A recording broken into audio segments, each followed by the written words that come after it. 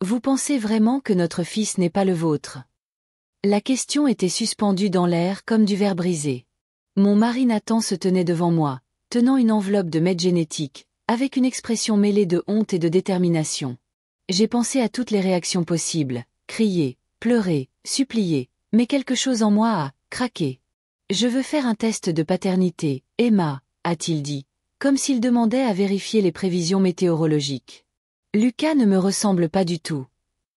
Je suis Emma Collins, 34 ans, mariée depuis 6 ans et mère d'un petit garçon de 4 ans.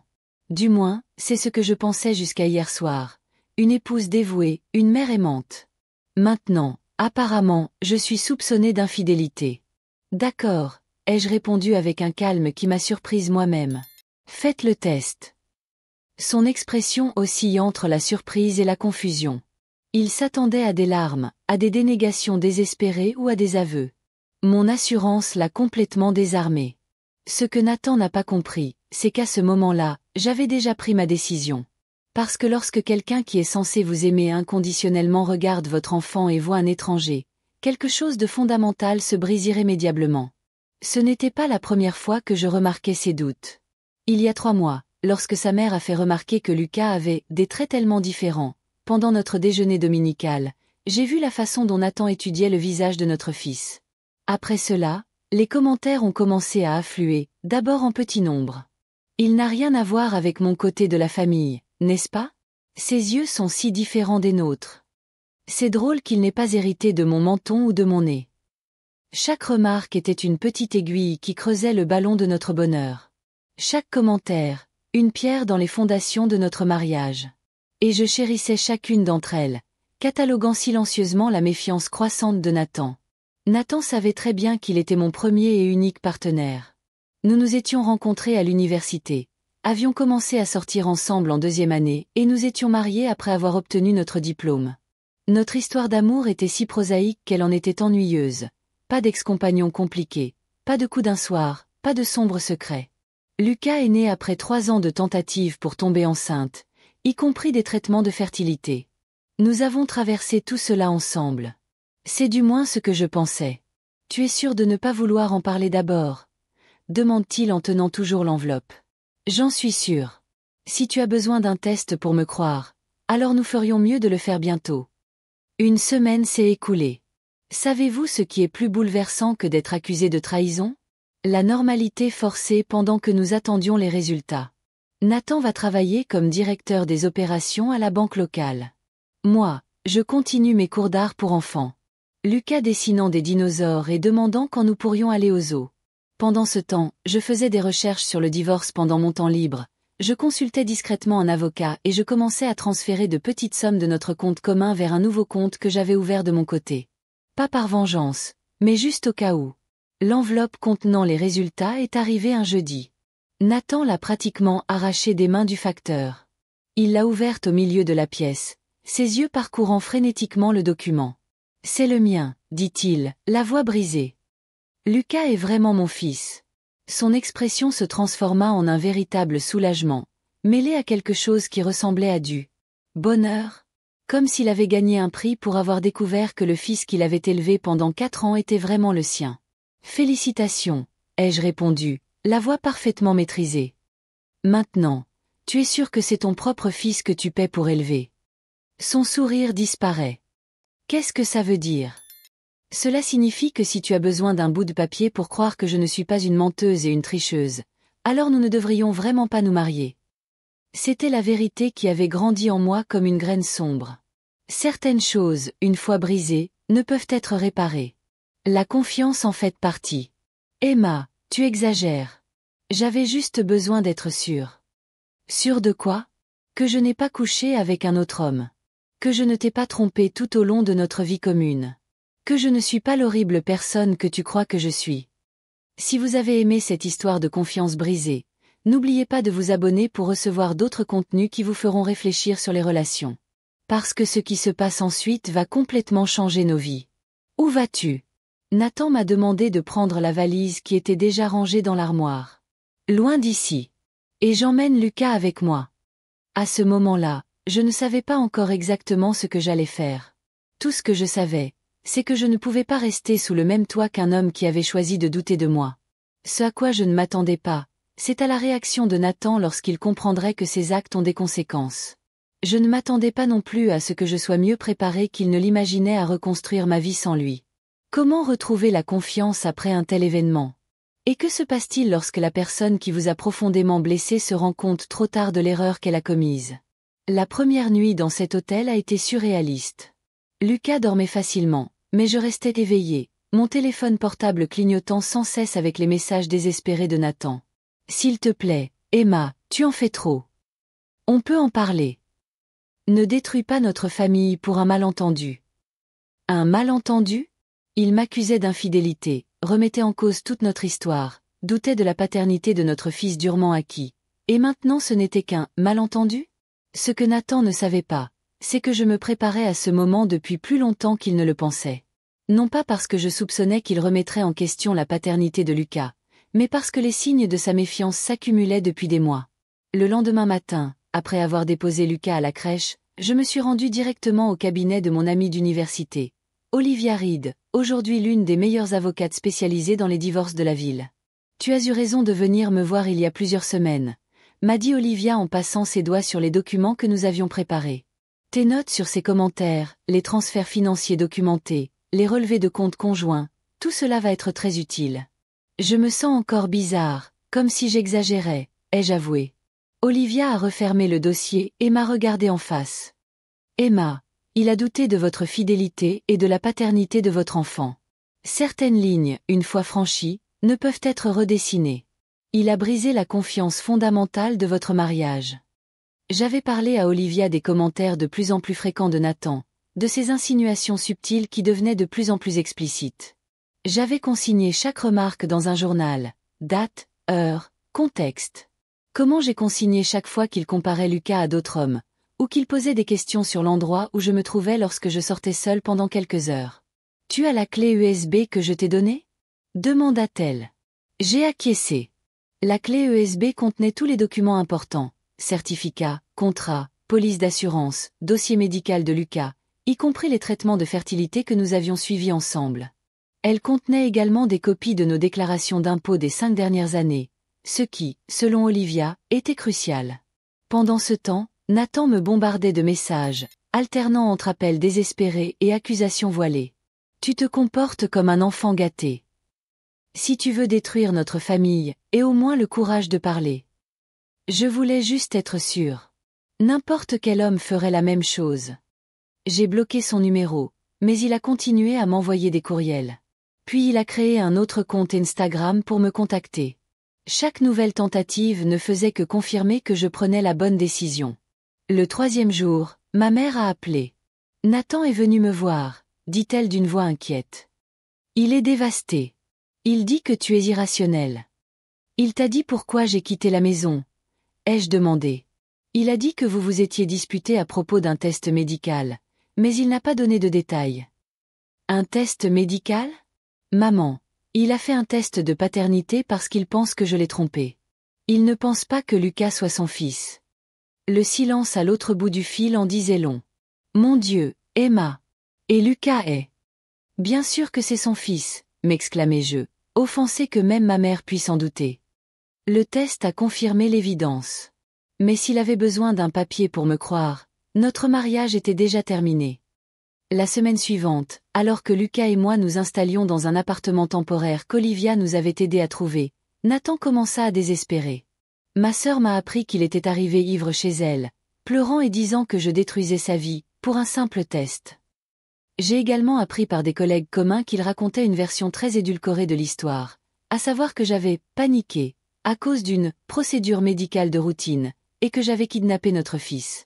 Pendant ce temps, Olivia avait déjà préparé les papiers du divorce, y compris une requête pour la garde principale de Lucas avec un droit de visite pour Nathan. Elle a également suggéré de demander une pension alimentaire temporaire pendant la durée de la procédure. « Mais je travaille, ai-je argumenté, je n'ai pas besoin de son argent. » Il ne s'agit pas d'en avoir besoin, explique Olivia. Il s'agit de créer des précédents juridiques pour le bien-être de Lucas. De plus, Nathan gagne 3 fois plus que toi. L'impact sur la qualité de vie de Lucas est important. Le matin où j'ai reçu les papiers du divorce par huissier, j'ai reçu une visite inattendue au travail. Sylvia, la mère de Nathan, est apparue dans mon atelier d'art entre deux cours. Ses yeux étaient rouges et elle avait l'air d'avoir 10 ans de plus. « Emma, je t'en prie », m'a-t-elle supplié. Nathan a fait une terrible erreur, mais il t'aime. Il aime Lucas. Ne peux-tu pas lui donner une dernière chance? J'ai regardé la femme que je considérais comme une seconde mère. La même femme dont les commentaires sur Lucas, qui ne ressemble pas à la famille, avaient semé la méfiance chez Nathan. Sylvia, te souviens-tu du déjeuner du dimanche, il y a 3 mois? Quand tu as dit que Lucas n'avait rien des Collins. Son visage pâlit. Après ce jour, Nathan n'a plus jamais regardé son propre fils de la même façon. Alors non, je ne peux pas lui donner une autre chance. Alors qu'elle partait, mon téléphone a sonné. C'était Nathan. « As-tu demandé le divorce ?» a-t-il crié. Vraiment, Emma? On n'a même pas essayé d'arranger les choses. Certaines choses ne peuvent pas être arrangées, Nathan. Tu es ridicule. Tu vas m'éloigner de mon fils à cause de ta fierté blessée? C'est à ce moment-là que j'ai réalisé une chose essentielle. Nathan croyait vraiment que je reviendrais. Que ce n'était qu'un drame passager, une crise de colère qui prendrait fin lorsque je me serais calmée. Il ne comprenait toujours pas que certaines décisions sont irréversibles. Ce qu'il n'a pas compris non plus, c'est que ma préparation allait bien au-delà des papiers du divorce. Olivia m'avait aidé à documenter chacun des messages abusifs qu'il envoyait. Chaque accusation, chaque manipulation, chaque tentative de me faire passer pour quelqu'un de déraisonnable. Et ce que Nathan allait bientôt découvrir, c'est que cette histoire ne se terminerait pas comme il l'avait espéré. Car lorsque vous brisez quelque chose d'aussi fondamental que la confiance, ce n'est pas seulement un test de paternité qui détermine le destin d'une famille. Comment Nathan réagirait-il en découvrant que ses propres attaques renforçaient mon dossier? Et que se passerait-il lorsqu'il réaliserait que sa tentative de me contrôler n'a fait qu'accélérer ma libération? Une semaine plus tard, Nathan reçut officiellement les papiers du divorce. Il a réagi en téléphonant avec colère à Olivia, qu'il a enregistré avec mon consentement préalable, ce qui est tout à fait légal dans notre État. « Tu ne pourras pas m'enlever mon fils », a-t-il crié au téléphone. Emma est hystérique. N'importe quel homme normal aurait des doutes. Vous exagérez tous les deux délibérément. Olivia conserve le calme professionnel qui l'a rendu célèbre pour avoir gagné des affaires considérées comme impossibles. Monsieur Collins, je vous suggère fortement d'engager un avocat. Et je vous recommande d'arrêter d'envoyer des messages de menaces à ma cliente. Des menaces? J'essaie de sauver ma famille. Traiter votre femme de « salope déraisonnable » et menacer de « détruire sa vie », si elle ne rentre pas à la maison, ce n'est pas essayer de sauver une famille, Monsieur Collins. Le silence à l'autre bout du fil était révélateur. Nathan ne savait pas que j'avais sauvegardé tous ses messages, y compris ceux envoyés à 3 heures du matin alors qu'il était manifestement ivre. L'audience préliminaire sur la garde des enfants a été fixée 15 jours plus tard. Pendant ce temps, Nathan a alterné les tactiques d'intimidation et les plaidoyers mielleux. Il a même envoyé des fleurs au studio où j'enseignais, avec une carte d'excuses. Le même jour, il a envoyé un courriel disant que je « paierais cher » pour avoir manipulé notre fils contre lui, ce que je ne ferai jamais. Le jour de l'audience, je suis entrée au tribunal avec Olivia à mes côtés, vêtue d'une robe simple et discrète. Nathan était accompagné de son avocat, Martin Geller, connu pour ses tactiques agressives dans les affaires de divorce. J'ai tout de suite compris que Nathan avait opté pour la stratégie de me faire passer pour une personne émotionnellement instable. « Votre honneur », commença Geller, « mon client n'a fait qu'exercer son droit naturel d'assurer la paternité de son enfant. Madame Collins a réagi de manière totalement disproportionnée, en abandonnant le foyer et en privant un enfant de son père. » La juge Fischer écoutait en silence, son visage ne laissant transparaître aucune émotion. Lorsque notre tour est venu, Olivia s'est levée calmement. « Votre honneur, j'aimerais présenter des preuves démontrant un modèle cohérent d'abus émotionnel et de manipulation de la part de M. Collins. » Le visage de Nathan a visiblement pâli. Olivia tend au juge un dossier organisé par ordre chronologique. Pendant des mois, M. Collins a fait des commentaires mettant en cause l'apparence de son fils, insinuant à plusieurs reprises que sa femme avait été infidèle, alors qu'il savait qu'il était son seul partenaire. Le dossier contenait des captures d'écran de tous les messages de Nathan, y compris ceux dans lesquels il exigeait de savoir où j'étais vraiment, lorsque je prétendais être en train d'enseigner. Il contenait également mon journal dans lequel j'avais consigné tous les commentaires sur le fait que Lucas ne lui ressemblait pas. En outre, poursuit Olivia, nous aimerions également présenter les dossiers médicaux du couple, qui montrent qu'ils ont tous deux suivi des traitements de fertilité intensifs afin de concevoir Lucas. Monsieur Collins était parfaitement au courant de l'ensemble du processus médical. La juge parcourt lentement les documents, son visage se durcissant peu à peu. Monsieur Collins, demande-t-elle enfin. Avez-vous vraiment cru que votre femme était tombée enceinte d'un autre homme pendant les traitements de fertilité que vous avez suivis ensemble? Nathan semble acculé. Avait des doutes. Lucas ne me ressemble pas du tout. Et ces doutes justifiaient l'envoi de messages comme ceci. Le juge brandit une feuille de papier spécifique. Si tu ne rentres pas demain, je vais te faire regretter d'être né. Cela a été écrit 3 jours après qu'elle ait quitté la maison. L'avocat de Nathan tente d'intervenir, mais le juge l'interrompt. Monsieur Geller, votre stratégie consistant à dépeindre Madame Collins comme émotionnellement instable échoue de façon spectaculaire face à la preuve que c'est votre client qui fait preuve d'un comportement problématique. C'est alors que survient le moment qui va vraiment tout changer. Olivia a diffusé l'enregistrement de l'appel que Nathan avait passé à son bureau, y compris la partie où il criait que « aucun juge féministe ne m'empêchera de voir mon fils », et que « Emma va regretter de m'avoir défié de la sorte ». La salle est restée totalement silencieuse lorsque l'enregistrement s'est achevé. Nathan regarde le sol, anéanti.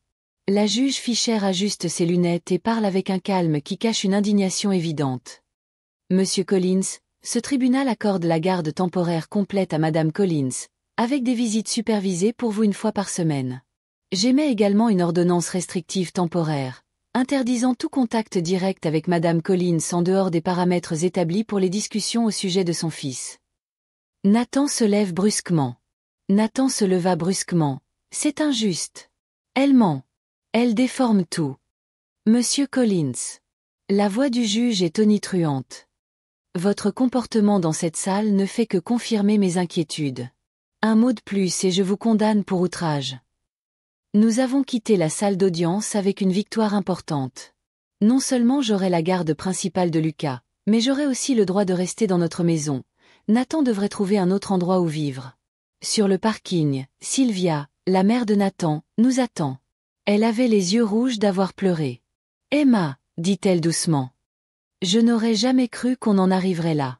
Quand j'ai fait cette remarque à propos de Lucas, je n'aurais jamais imaginé que Nathan la prendrait autant au sérieux. J'ai ressenti de l'empathie pour elle, mais aussi de la fermeté. Sylvia, tu as été la première à planter la graine, mais Nathan a choisi de l'arroser. Il a choisi de douter de moi au lieu de me faire confiance. Il est dévasté, murmure-t-elle. Il a tout perdu. Non, Sylvia. Il a tout jeté. Il y a une différence. Au cours des semaines suivantes, j'ai assisté à la chute totale de Nathan. Ses collègues de la banque ont découvert le scandale lorsqu'il a commencé à s'absenter du travail. Son patron, avec qui nous avons dîné plusieurs fois, m'a appelé, inquiet. Nathan semble être un autre homme, m'a-t-il dit. Il est négligé, irritable et en retard. Par l'intermédiaire d'amis communs, j'ai appris que Nathan racontait à tout le monde une version déformée de l'histoire, se présentant comme la victime d'un système judiciaire partial. Mais à chaque fois qu'il essayait de raconter cette histoire, quelqu'un lui demandait « Pourquoi as-tu fait un test de paternité si tu avais confiance en elle ?» La réponse n'est jamais venue. Le coup de grâce a été porté lorsque Nathan a perdu son emploi en raison de son comportement erratique. Sa fierté, la chose qu'il chérissait le plus, a été complètement détruite. L'homme qui m'avait un jour accusé de me comporter comme une enfant gâtée, buvait désormais tous les soirs, manquait les visites surveillées avec Lucas et accusait le monde d'être responsable de ses problèmes. Pendant ce temps, la sécurité de la garde et de la maison étant garantie, j'ai pu me concentrer sur la reconstruction de notre vie. J'ai transformé mon hobby, qui consistait à donner des cours d'art, en une entreprise à part entière, en ouvrant un petit studio qui a rapidement attiré des étudiants. Un jour, un ami commun m'a demandé « Pourquoi n'es-tu pas détruit comme lui ? Tu as aussi perdu ton mariage. » La différence, ai-je répondu calmement, c'est que j'ai perdu quelque chose qui était déjà cassé. Nathan a perdu quelque chose qu'il a lui-même brisé. Et cette différence a été déterminante. Parce que lorsque vous détruisez la confiance, aucun test de laboratoire au monde n'est capable de la restaurer. 6 mois se sont écoulés depuis cette audience fatidique. La vie a pris un chemin que ni Nathan ni moi n'aurions pu prévoir lorsqu'il a ouvert l'enveloppe du test de paternité. Mon petit studio d'art est devenu une entreprise florissante. Ce qui a commencé par quelques cours pour enfants s'est transformé en atelier d'art-thérapie pour les femmes qui reconstruisent leur vie après une relation abusive. Il y avait quelque chose de poétique là-dedans. Utiliser ma propre expérience de guérison pour aider les autres à trouver le même chemin. Lucas s'est étonnamment bien adapté. Les enfants sont résilients lorsqu'ils reçoivent un amour constant et de la stabilité. Lors de nos séances avec le thérapeute pour enfants, il a exprimé sa tristesse de ne plus voir son père aussi souvent, mais n'a pas manifesté de traumatisme profond. Le thérapeute m'a assuré que le maintien d'une routine stable était exactement ce dont il avait besoin. « Vous avez fait ce qu'il fallait », m'a-t-elle dit un jour après une séance. J'ai vu de nombreux enfants grandir dans des foyers où la confiance entre les parents était rompue. Ils absorbent cette méfiance comme une éponge. Quant à Nathan, sa déchéance se poursuit.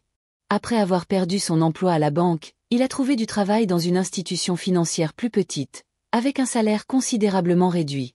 Ses visites supervisées avec Lucas sont devenues irrégulières. Parfois il arrivait excité par des cadeaux extravagants, d'autres fois il annulait à la dernière minute. Une amie commune, Mélissa, m'a rejointe pour prendre un café il y a quelques semaines. « Tu as vu Nathan récemment ?» me demande-t-elle avec hésitation. « Seulement lors des visites, ai-je répondu. « Pourquoi ? Il est différent, moins arrogant, plus brisé. » Mélissa m'a raconté que Nathan lui avait avoué, dans un moment de lucidité provoqué par quelques verres de vin, que son plus grand regret n'était pas d'avoir demandé le test de paternité, mais la façon dont il m'avait traité par la suite. Il m'a dit que lorsque tu l'avais quitté, il avait cru que c'était un coup de force. Il a dit que lorsque tu l'avais quitté, il pensait que c'était un coup de force, que tu reviendrais mendier quand il n'y aurait plus d'argent, a-t-elle raconté. Il n'a jamais pensé que tu te sentirais trahi par sa méfiance. Parce qu'il ne peut pas comprendre que la confiance, une fois rompue, ne peut pas être simplement recollée, ai-je répondu. Ce qui m'a le plus surpris, c'est l'épanouissement d'autres relations dans ma vie. Ma mère, d'abord déconcertée par ma décision apparemment soudaine, est devenue ma plus grande supportrice. Je ne t'ai jamais vue aussi forte et centrée, m'a-t-elle dit récemment. J'ai toujours pensé que tu avais besoin de Nathan pour être stable, mais je me trompais complètement. Sylvia, la mère de Nathan, a étonnamment gardé le contact. Après avoir surmonté le choc initial du divorce, elle est devenue une grand-mère encore plus présente pour Lucas. Nathan paie la plus grosse erreur de sa vie, m'a-t-elle dit lors d'une de ses visites. Mais Lucas et toi ne devriez pas avoir à payer pour cela aussi. Un dimanche matin particulièrement ensoleillé, 3 mois après la fin du divorce, j'ai reçu un message inattendu de Nathan. Il ne s'agissait plus d'un appel désespéré ou d'une accusation amère, mais de quelque chose de complètement différent. Emma, je n'attends pas ton pardon, ni même ta compréhension. Je veux juste que tu saches que j'ai enfin réalisé ce que j'ai fait. J'ai détruit quelque chose de précieux à cause de mon insécurité. Je commence une thérapie cette semaine. Pas pour toi ou pour nous, c'est fini, mais pour moi et pour être un meilleur père pour Lucas. Je suis désolée pour tout. Je n'ai pas répondu. Certains messages n'ont pas besoin de réponse. Mais d'une certaine manière, ce simple accusé de réception m'a permis de tourner la page, alors que je n'avais pas réalisé que j'en avais besoin. La semaine dernière, j'ai signé le contrat d'agrandissement de mon studio. Les cours sont sur liste d'attente et j'ai récemment été invitée à donner une conférence sur l'art-thérapie lors d'un congrès national. L'ironie de la situation ne m'échappe pas. Pendant que Nathan remettait en question ma valeur et ma parole, je construisais tranquillement les fondations de quelque chose qui m'appartenait totalement. Hier soir, alors que je mettais Lucas au lit, il m'a posé une question qui m'a prise au dépourvu. « Maman, tu aimes toujours papa ?» Je me suis assise sur le bord de son lit, réfléchissant soigneusement à la réponse. « Pas de la même manière qu'avant », ai-je répondu honnêtement. « Mais je lui serai toujours reconnaissante de m'avoir donné toi. » « Mais pourquoi ne pouvez-vous pas vous remettre ensemble ? » Parce que parfois, quand quelque chose de très important se brise entre deux personnes, on ne peut pas le réparer. Comme lorsque tu as cassé ton dinosaure en céramique préféré. Même si tu l'as recollé, il n'a jamais été exactement le même, tu te souviens ? Il acquiesça, analysant l'analogie avec la sagesse surprenante que les enfants possèdent souvent. L'important, poursuivis-je, c'est que ton père et moi t'aimons. Cela ne changera jamais et ne s'arrêtera jamais. Aujourd'hui, 1 an après ce test de paternité, Je regarde en arrière et je vois comment un simple moment de méfiance peut réduire en miettes ce qui a mis des années à se construire. Je vois aussi comment la destruction de quelque chose d'ancien peut faire place à quelque chose de nouveau et de plus fort. La question que l'on me pose le plus souvent est de savoir si je regrette d'être sorti ce soir-là, d'avoir été aussi définitif. La réponse est toujours non. Parce que j'ai compris que le respect de soi n'est pas négociable. Que enseigner à mon fils la valeur de la confiance et de la dignité vaut plus que le réconfort d'un mariage en demi-teinte. Nathan a tout perdu en choisissant de douter de moi. J'ai tout gagné en choisissant de croire en moi. La vraie revanche n'a jamais été le divorce, ni la garde des enfants, ni même le fait de voir Nathan affronter les conséquences de ses choix. La vraie revanche a été de découvrir que je suis plus forte, plus capable et plus complète que je ne l'avais jamais imaginé. Que je peux construire une meilleure vie toute seule qu'avec quelqu'un qui ne me fait pas confiance. Si mon histoire vous a appris quelque chose, j'espère que c'est ceci. Votre valeur ne dépend pas de la validation de ceux qui devraient vous aimer inconditionnellement. La confiance, une fois rompue, peut rarement être rétablie, mais vous pouvez toujours vous reconstruire, plus fort et plus sage. Si vous avez apprécié ce voyage de découverte et de dépassement de soi, n'oubliez pas de vous abonner à la chaîne pour d'autres histoires qui montrent comment les moments les plus difficiles peuvent se transformer en grandes victoires. Car parfois, la meilleure réponse à ceux qui doutent de vous est simplement d'aller de l'avant et de prospérer.